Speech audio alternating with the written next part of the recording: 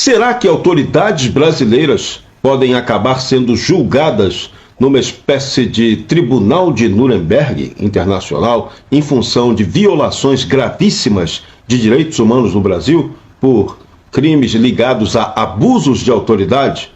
É bom parar para pensar nisso, hein?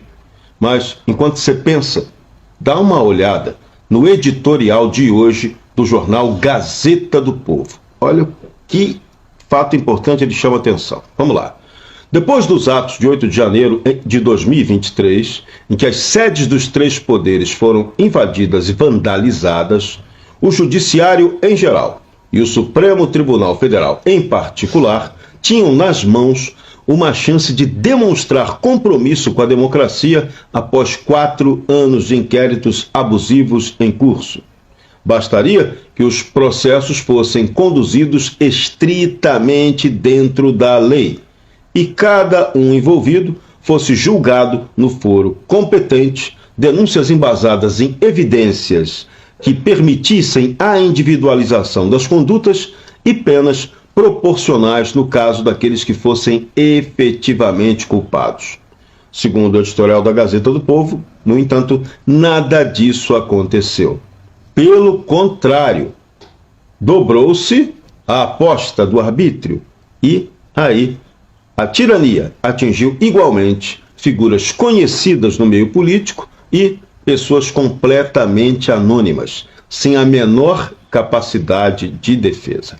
E aí é isso que vai gerando uma polêmica muito interessante, muito importante de ser levada a sério no Brasil e no exterior. Por quê? Já estão ocorrendo denúncias internacionais sobre esses problemas.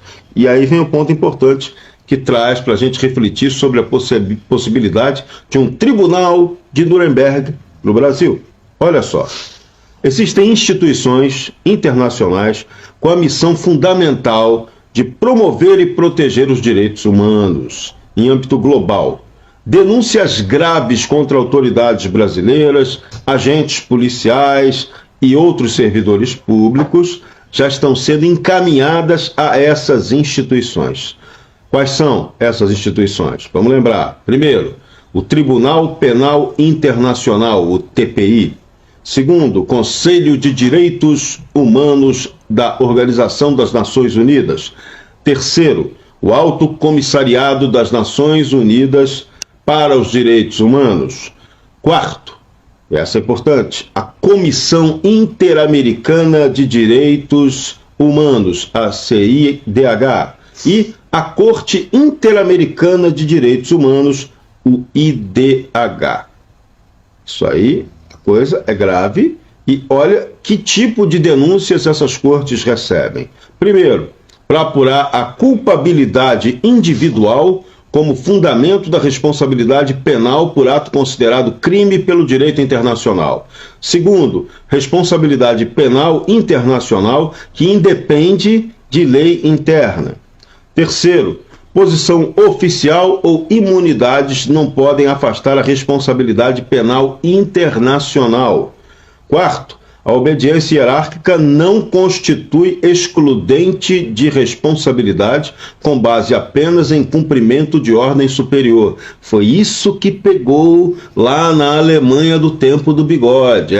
Tinha autoridade que dizia, não, estou apenas cumprindo a lei. Pois é, você cumpriu a lei, então você também vai ser culpada no Tribunal de Nuremberg. Outro ponto importante, o devido processo legal como garantia de todo acusado, se está sendo respeitado ou não no Brasil. E um sexto ponto que tem que ser levado em conta, a legalidade com a definição jurídica dos crimes internacionais tratados e se o Brasil está dando correspondência correta a esses crimes. Qual é o problema hoje grave do Brasil? Primeiro, um excesso de juristocracia e uma falta efetiva de justiça. Segundo, um excesso de leis em vigor. E, particularmente, leis que, em vez de promover o arbítrio, promover a democracia, estão promovendo, na verdade, o arbítrio.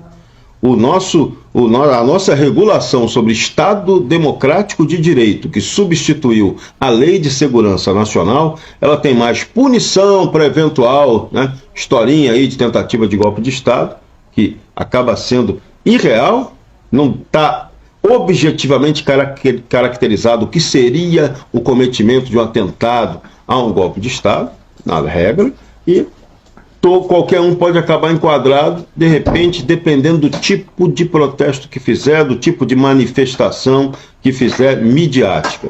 Tem também o problema da nossa própria legislação penal, que está com excessos, que podem levar a punições totalmente tirânicas. E aí, Ministério Público e Judiciário estão tomando o devido cuidado para garantir o estrito respeito à legalidade com legitimidade. Então, são esses debates que precisam acontecer.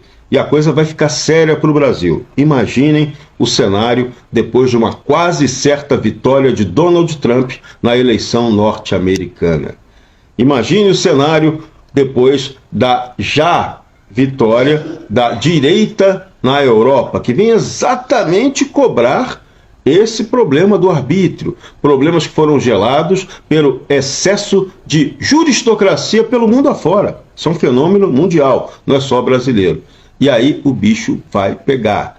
O país que não estiver seguindo o caminho verdadeiro do que seria a construção da democracia, pode e, com certeza, vai ter problemas nesses tribunais. Então, o Brasil corre o risco de virar um pária internacional se a gente aqui não der um basta, se a gente aqui não voltar a respeitar o Estado de Direito efetivo, se a gente aqui não voltar a praticar justiça de verdade e não justiçamento das pessoas. A coisa é muito séria. Esse assunto tem que ser debatido com toda a seriedade.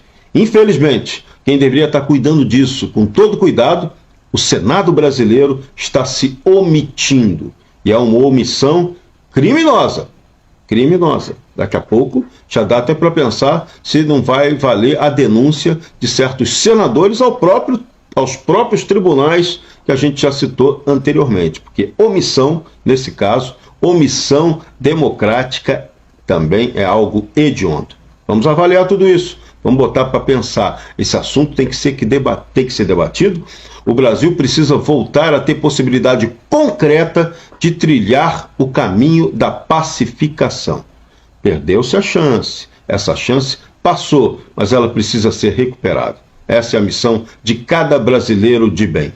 Por isso, choque de democracia, de verdade, não de palavras vazias emitidas pelos tiranos.